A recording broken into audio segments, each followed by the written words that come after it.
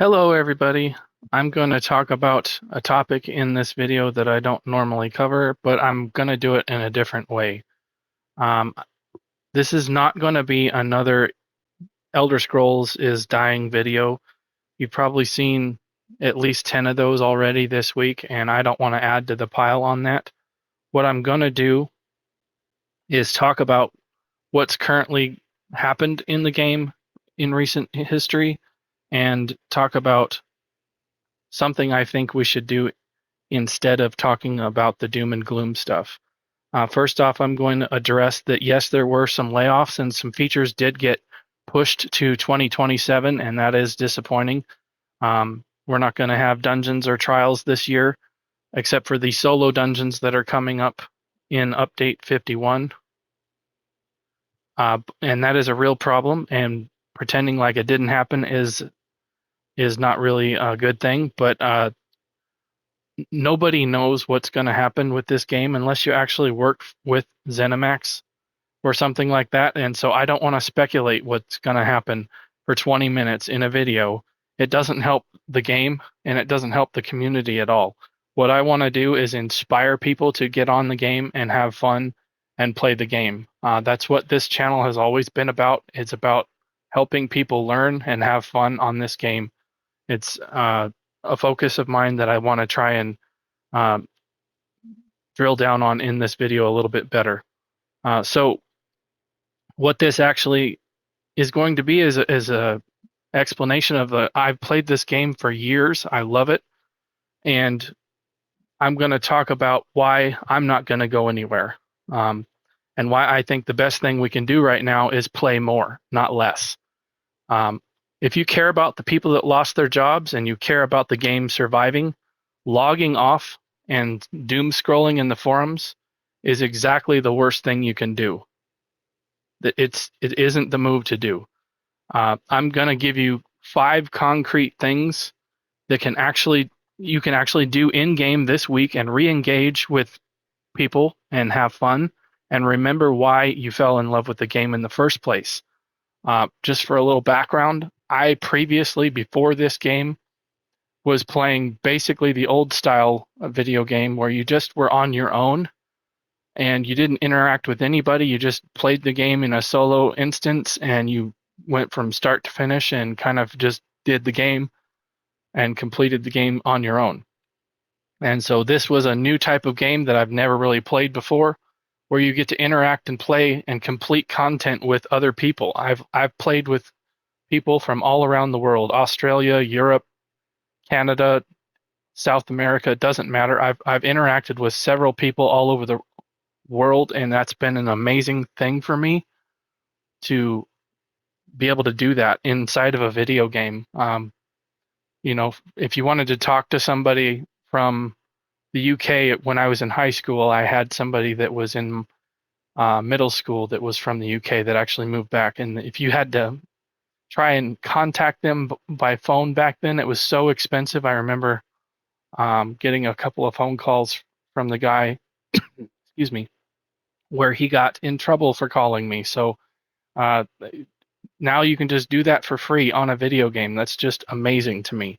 So that's just a little sidebar there to kind of give you an idea of why this is such an amazing thing to do. But I'm going to give you 5 activities to work on in the game that will try to energize the community and get you guys interacting and having fun. These are going to be no stress, just go out there and have fun and play the game. Okay, so number 1, get into voice chat and interact with your guildmates. I'm talking about the in-game chat. Go to social, you go to voice chat, and you go to your figure out which one you want to use and use them. Interact with your guild, figure out an activity that everybody wants to work on and go do it. There is 11 years of content here to choose from. You can do a lot of different things. So get on your voice chat and use your voice chat. If you're using Discord, that creates a problem because you're ignoring the people that are on here online. You got 34 people in this guild online, 30 people here, 42. How many of those people are actively working with Discord and using it? Use your guild chat. Form your groups with that.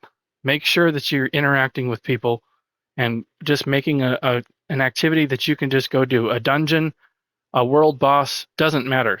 Just figure out an activity. Maybe there's a zone for achievements that you need to work on. Go into your journal, go into your achievements, find a ribbon here that you need to work on some achievements, and post, hey, I'm going to go work on this. Does anybody want to join me? Figure that out and then go do that. So get into your voice chat was number one. Number two is use your in-game chat to organize, not just Discord. That is going to keep everybody involved in interacting with that. Number three, here's an activity that you can do with a lot of different people. This is going to be fun. Werewolves and the Shattered Path Signet are really popular builds options right now. And if you're not familiar with the Shattered Path Signet, when you're wearing this, you are inflicted with minor timidity, which is basically the counter opposite to minor heroism. So a really good way to counter the minor timidity as well as the cost of being in werewolf form is to use heroism potions. And so how you make heroism potions is you have to have dragon blood and dragon room. So if you don't have these, there's a couple of ways you can do that. You can buy them on traders. Some activities throughout the year will drop it, but the most common way is to kill dragons. So if you go to Northern Elsweyr and you come to the town here, there are some missions in the town that you can pick up in Northern Elsweyr and Southern Elsweyr. For the Southern Elsweyr activity, you have to make it to Tideholm, where the Dragon Guard Sanctum is, and pick up the mission there. And go kill dragons. Now, you don't have to have the mission, but that just kind of double dips your reward for doing it. You get the activities checked off for your achievement ribbon as well.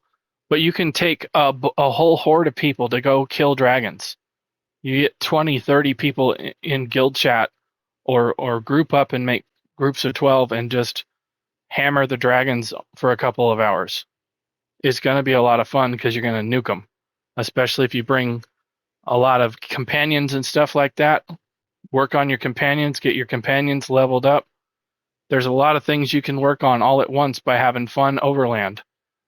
If you're working on veterancy, get your guildmates together. Go into either Imperial City or Cyrodiil. Work on your veterancy. Just go through and just take over the whole map. If you got a big group of people, it's really hard to counter that. Even if you're an experienced PvPer, if you got a horde of people that are just going to Zerg the whole area, you can have a lot of fun in there with a big group of people, especially if you're coordinated. Go buy some siege and just go take over some keeps and get some AP. And the veterancy campaign right now is on for another 97 days. And let me tell you something, there's a lot of stuff in here. If you've not looked at this ribbon, there's a lot of stuff in here that everybody can benefit from. Here's 100,000 gold, 300,000 transmute crystals, 1,000 tel bars, trade bars, pardon me, 200,000 tel bars. I'm trying to say those two at the same time. But it takes a while to get these veterancy levels up. So I would suggest you kind of maybe make a night of it. Hammer out one night a week or something like that with your guildmates. Go into one of the campaigns. They're empty. Look at this. Blackreach is empty. Vengeance is probably a graveyard. I don't know if you want to go in there or not based on how they currently have that set up. I know there's been a lot of complaints about this campaign, but if nobody's in there, you might have a big group of people that go in on one faction and that just take over the map. Who knows? You might even get emperorship if nobody's in there. If you can get a big group of people, you're going to be really hard to handle. Imperial City, the same thing. You can do the districts, take over all the districts up top, kill all the wandering horrors, and then go down into the sewers, do a Molag ball run. If you're not familiar with that, when you go into Imperial City, here I'll just travel in there while I continue to talk. I'll explain that in case somebody doesn't know what to do with that. But there's a lot of different things to do with your group members and your guild members that you can just coordinate and have a lot of fun. So set a personal goal of what you want to work on. For me, I'm going to use Tales of Tribute personally because I've never really taken the time to learn that game very thoroughly, and there are a lot of achievements and things that you can win. Here's all the Tales of Tribute stuff here. So just to give you a quick overview of what you can, there's a die and a house guest you can win for this one. There's a furnishing. There's a title and an emote.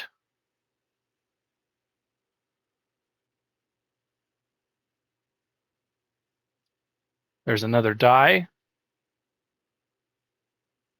So there's quite a few different things. There's another furnishing. So there's quite a lot of different things you can get for just working on achievements. Another common thing that I think gets overlooked is if you go into the Crown store, go to the store tab, and then go up here to where the quest starters are, work on these prologue quests. There's a lot of stuff here that you can win. Non-combat pets, titles, stuff like that, emotes. If you complete all of these, you're going to get a lot of stuff for doing that. That's another thing that you can do solo that doesn't require anybody to do. But if you're going to work on it, you may as well check with your guildmates and see if they want to do it with you. That'll be a lot of fun. So set a personal goal on something that you want to work on. Doesn't have to be anything that's difficult. It's a lot more fun if you just find a relaxed way of doing something. Number 5 is going to be help a returning guildmate. Build them some gear, something like that. Run some dungeons with them to help them get some sticker book done or some achievements or materials or whatever it is. Interact with some people, make some friends. Talk to people on voice. Don't use text. Talk to people. Connect with people and have fun. That is where you're going to enjoy this game. That's what makes this game different than a lot of others. You can interact with people in the game and do activities in the game.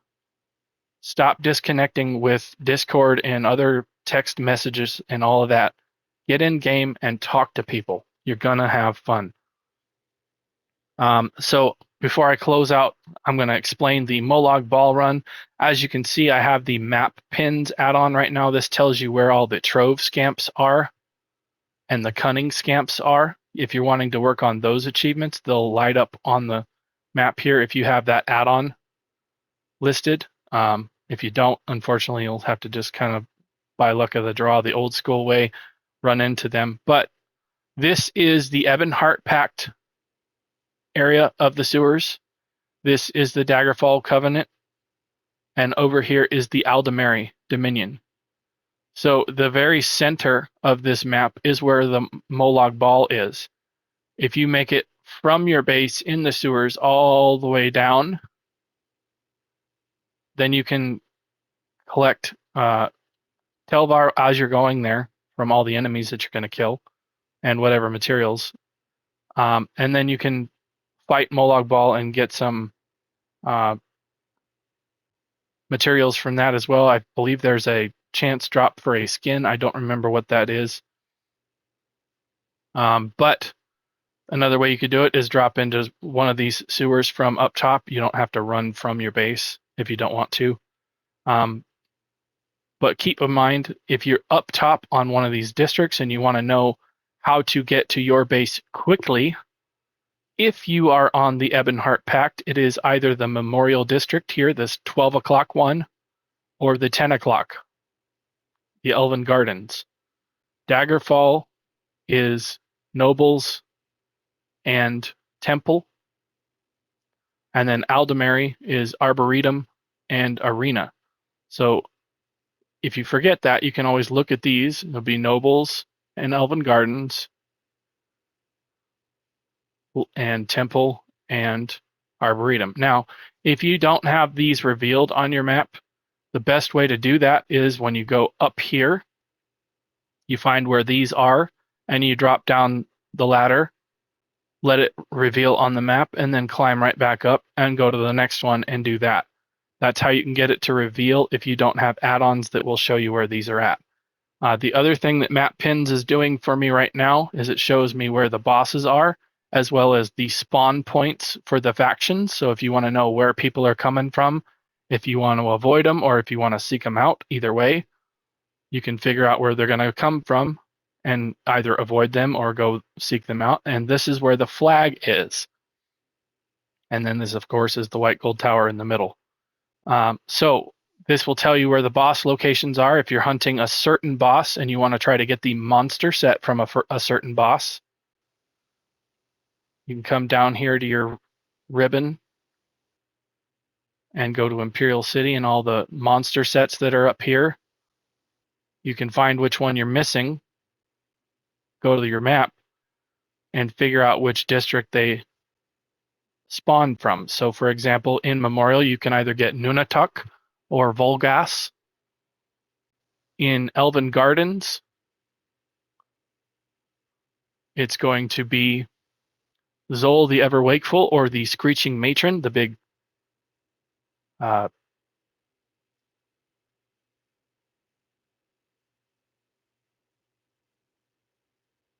then we have Baron Thirsk and Amon Cruel. This is the big bone colossus. Baron Thirsk is a Twilight looking guy. Then we have Temple, Immolator Char, and Mazelhad. Then in Arboretum, we have Lady Maligda and Yasenda Resplendent. And then Arena District, we have Glorgolach and King Krogo. So if you're hunting those, that's where you find those bosses. And then using add-ons is really going to be helpful as well, in my opinion. There's a lot of PvP add-ons that I recommend using if you're going to come in here and work on activities like that. I'll pin the video that I did on my PvP add-ons in case anybody's curious on those. Really helpful stuff if you have the ability to use add-ons. But that's the list of things that you can work on. None of the fixes that what happened with the studio, none of this changes what's coming in 2027, but this game has always been what I think we make of it together. And if we want it to stick around and still be here in a few years, then we need to show that by playing the game and energizing the community and getting people excited about playing it and showing the studio that, yeah, this is something that they need to put money in on. If you continue to play it, then they're going to continue to develop it. If you walk away, it is probably going to disintegrate. But if we play it now and we actually have fun with it while we do it, then we've got a chance at keeping it alive. So log in this week, grab some guildmates, figure out an activity to go do one of those. Hopefully this list of 5 things helps you out, but I just wanted to make a different kind of video to help kind of energize the community rather than doom and gloom, but hopefully this resonates. Thank you very much for watching, and I'll see you in another video. Bye.